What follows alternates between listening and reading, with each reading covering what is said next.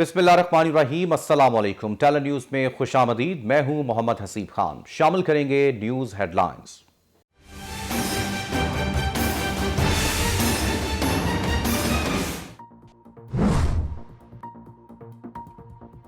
भारत का जारहाना रवैया और हिंदुत्व नजरिया इलाकाई अमन के लिए खतरा। वजीर आजम इमरान खान कहते हैं भारतीय हुकूमत खित्ते के देरपा अदम इस्तेहकाम का सबब बन रही है।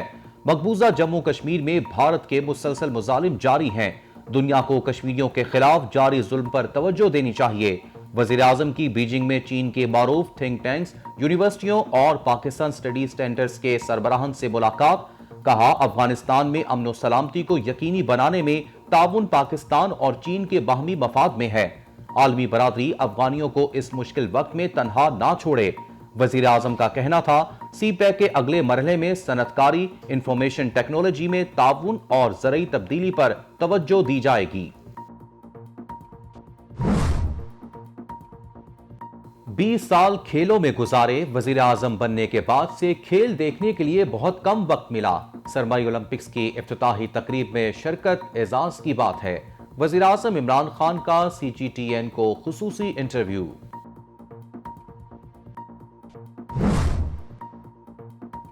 पाक फौज की भारत को शरंगेजी पर वार्निंग। भारतीय आर्मी चीफ का ताकत की बुनियाद पर सीज फायर का दावा गुमराहकुन और बेबुनियाद करार। DGISPR का कहना था पाकिस्तान दोनों जानिब कश्मीरी आबादी के तहफ्फुज की बुनियाद पर मुज़ाकरात चाहता था। किसी को ताकत के हवाले से ज़ौम में नहीं रहना चाहिए। कोई भी फरीक इसे अपनी ताकत और दूसरे की कमजोरी ना समझे।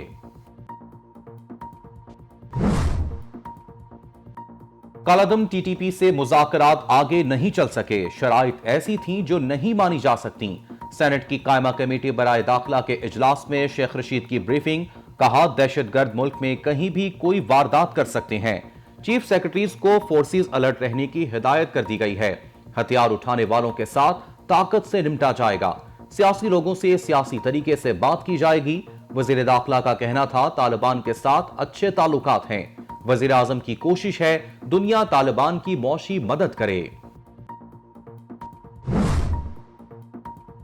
कौम के बहादुर सपूत कैप्टन बिलाल खलील शहीद को मुकम्मल फौजी एजाज के साथ सुपुर्दे खाक कर दिया गया। नमाज जनाजा में पाक फौज, पुलिस के आला अफसरान समेत अहले इलाका की बड़ी तादाद में शिरकत। फैसलाबाद के मकामी कब्रिस्तान में तदफीन के मौके पर पाक फौज के चाको चौबंद दस्ते की सलामी। चीफ ऑफ आर्मी स्टाफ की तरफ से शहीद की कब्र पर फूलों की चादर चढ़ाई गई। कैप्टन बिलाल ने नोशकी में दहशतगर्दों के साथ मुकाबले में जामे शहादत नोश किया। CTD का खानेवाल में खुफिया इतलात पर ऑपरेशन। कालादम तंजीम के 2 दहशतगर्द गिरफ्तार। धमाका खेज मवाद, असलहा, बारूदी मवाद और ममनुआ लिटरेचर बरामद। तर्जमान CTD के मुताबिक गिरफ्तार दहशतगर्दों की शनाख्त इमरान हैदर और रियाज के नाम से हुई। मुल्जिमों ने अहम तनसीबात और इबादतगाहों पर हमले की मंसूबाबंदी कर रखी थी।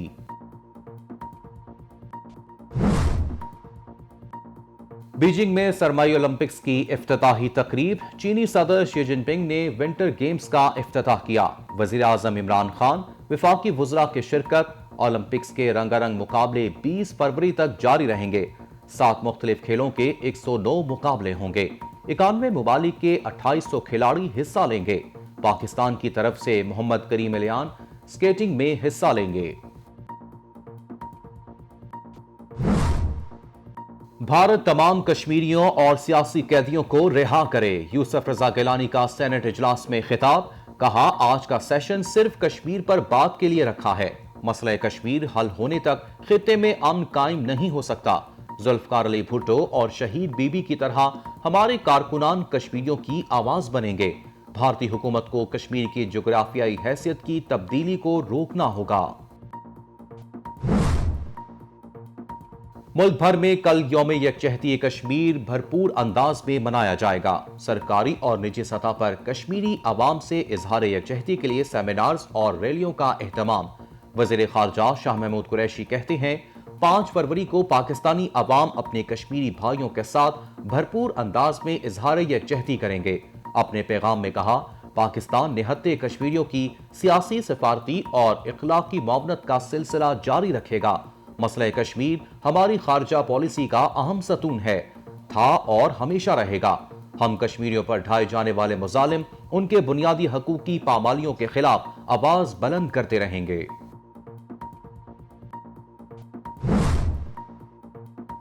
مسلم لیگ نواز کے قائد نواز شریف کو صحت کارڈ جاری، سالانہ 10 لاکھ روپے تک علاج کرا سکیں گے۔ نواز شریف خاندان کے سربراہ کے طور پر ایک مزید فرد کا علاج کرانے کے مجاز بھی ہیں۔ علاج کے دوران رقم 10 لاکھ سے زائد ہوئی تو خصوصی کمیٹی اس کا انتظام بھی کرے گی۔ شریف فیملی کا صحت کارڈ لینے سے انکار، ملک کو لوٹنے والوں سے یہ سہولت نہیں لیں گے، ذرائع مسلم لیگ نواز۔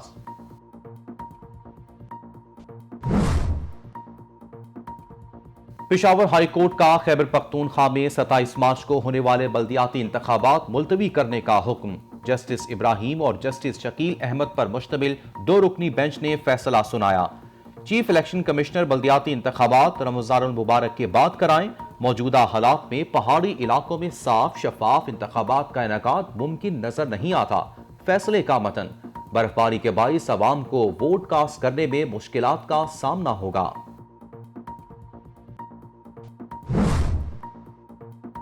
نون لیگ کی ترجمان مریم اورنگزیب کی حکومتی پالیسیوں پر کڑی تنقید، کہا پاکستانی 58,000 سے بڑھ کر 1,79,000 روپے کا قرض دار ہو چکا۔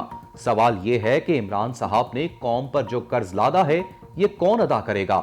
3 سال میں عمران صاحب کو تو سب کچھ نیا مل گیا، لیکن عوام کو قرض، بھوک، بے روزگاری اور مہنگائی کے سوا کیا ملا؟ معاون خصوصی ڈاکٹر شہباز گل کا مریم اورنگزیب کے بیان پر رد عمل، کہتے ہیں نااہلوں نے بار بار قرض لیا مگر معیشت کو پاؤں پر کھڑا نہ کر سکے۔ قرض اتارو ملک سواروں کا نعرہ لگانے والوں نے مزید قرض لیے۔ وزیر اعظم عمران خان کی قیادت میں آج پاکستان کی معیشت درست سمت میں گامزن ہے۔ برطانوی عدالت نے بچوں سے زیادتی کا جرم ثابت ہونے پر لارڈ نذیر کو 5.5 سال قید کی سزا سنا دی۔ لارڈ نذیر برطانیہ کے پاکستانی نژاد سینئر سیاستدان ہیں۔ ان پر 70 کی دہائی میں ایک لڑکے اور لڑکی سے زیادتی کی کوشش کرنے کے الزامات لگائے گئے تھے۔ ملک بھر میں کورونا کے وار مزید تیز، اموات میں اضافہ ہونے لگا۔ ایک دن میں 48 افراد زندگی کی بازی ہار گئے۔ 6,000 سے زائد نئے کیسز رپورٹ، مثبت کیسز کی شرح 9.94% رہی۔ محکمہ موسمیات کی ملک میں مزید سردی بڑھنے کی پیشگوئی، پنجاب، سندھ اور خیبر پختونخوا میں موسم خشک رہے گا۔ بالائی علاقوں میں درجہ حرارت نقطہ انجماد سے بھی نیچے رہنے کا امکان۔ پنجاب کے میدانی علاقوں میں شدید دھند کا راج، حد نگاہ کم ہونے پر موٹر ویز متعدد مقامات پر بند، اہم شاہراہوں پر ٹریفک کی روانی بھی متاثر۔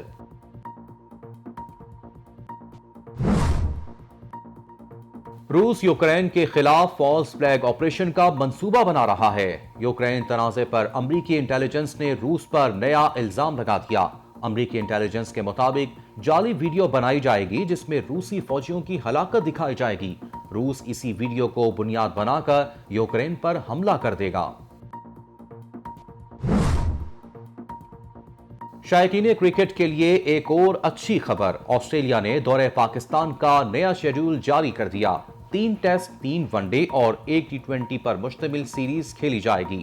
مہمان ٹیم 4 سے 8 مارچ تک راولپنڈی میں پہلا ٹیسٹ کھیلے گی۔ سیریز کا دوسرا ٹیسٹ 12 سے 16 مارچ تک کراچی اور تیسرا ٹیسٹ 21 سے 25 مارچ تک لاہور میں ہوگا۔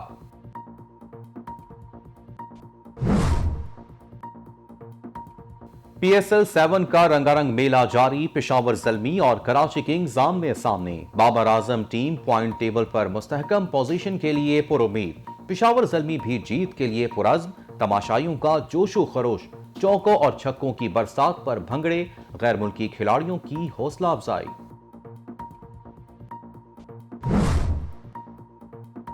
قومی کرکٹ ٹیم کے فاسٹ بولر محمد حسنین بولنگ ایکشن غیر قانونی قرار دیے جانے کے بعد درستگی تک معطل رہیں گے۔ اعلامیہ کے مطابق بولنگ کے دوران محمد حسنین کے بازو کا خم 15 ڈگری سے بڑھ جاتا ہے۔ فاسٹ بولر PSL کے علاوہ انٹرنیشنل کرکٹ میں بھی بولنگ نہیں کرا سکیں گے۔ معروف افسانہ نگار ڈرامہ نویس بانو قدسیہ کی 5ویں برسی عقیدت و احترام سے منائی گئی۔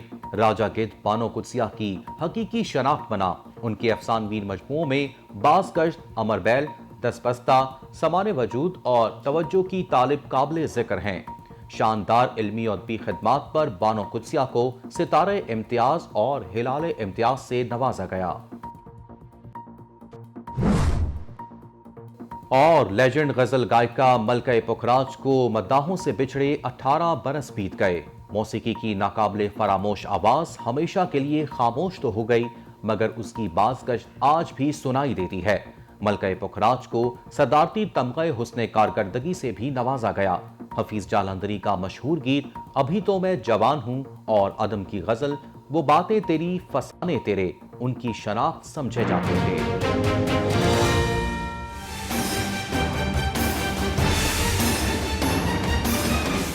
Welcome back. ہیڈ لائنز آپ جان چکے۔ بلیٹن کے آغاز میں سب سے پہلے بات کریں گے وزیراعظم کے دورہ چین کے حوالے سے۔ وزیراعظم عمران خان کا کہنا ہے کہ بھارت کا جارحانہ رویہ اور ہندوتوا نظریہ علاقائی امن کے لیے خطرہ ہے۔ موجودہ بھارتی رجیم خطے کے دیرپا عدم استحکام کا سبب بن رہی ہے۔ بیجنگ میں چین کے معروف تھنک ٹینکس، یونیورسٹیوں اور پاکستان اسٹڈی سینٹرز کے سربراہان اور نمائندوں سے گفتگو کرتے ہوئے عمران خان کا کہنا تھا کہ مقبوضہ جموں کشمیر میں بھارت کے مسلسل مظالم جاری ہیں۔ دنیا کو کشمیریوں کے خلاف بھارت کے جاری ظلم پر توجہ دینی چاہیے۔ پاکستان کی قومی سلامتی کی پالیسی کا بھی ذکر کرتے ہوئے وزیراعظم نے کہا کہ حکومت نے اقتصادی سلامتی کو بنیادی اہمیت دی ہے۔ یہ ویژن روابط اور ترقیاتی شراکت داری پر مبنی ہے، جس کے لیے پاک چین شراکت داری ناگزیر ہے۔ امن اور ترقی کے لیے پاکستان اور چین کی افغانستان کے ساتھ مل کر کام کرنے کی اہمیت پر زور دیتے ہوئے وزیراعظم نے کہا کہ افغانستان میں امن و سلامتی کو یقینی بنانے میں تعاون پاکستان اور چین کے باہمی مفاد میں ہے۔ عالمی برادری افغانیوں کو اس مشکل وقت میں تنہا نہ چھوڑے۔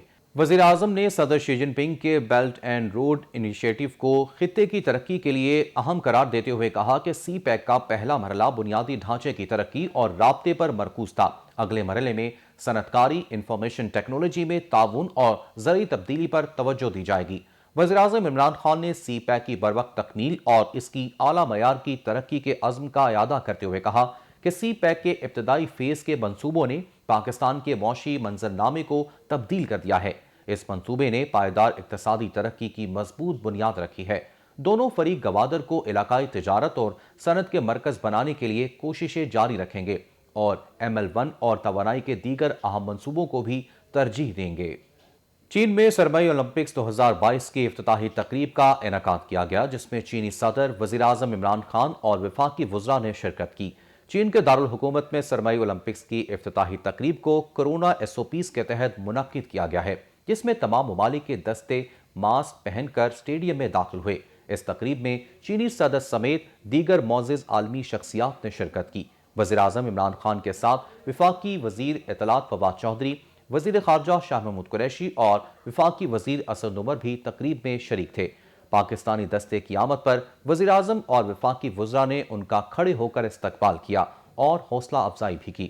سرمائی اولمپکس میں 91 ممالک سے تعلق رکھنے والے 2800 سے زائد ایتھلیٹ حصہ لیں گے، جن میں 1290 خواتین اور 1581 مرد کھلاڑی ہیں۔ اس ایونٹ میں 7 مختلف کھیلوں کے 109 مقابلوں کا انعقاد کیا جائے گا۔ پاکستانی ایتھلیٹ محمد کریم الپائن سکیٹنگ کے مقابلے میں شرکت کریں گے۔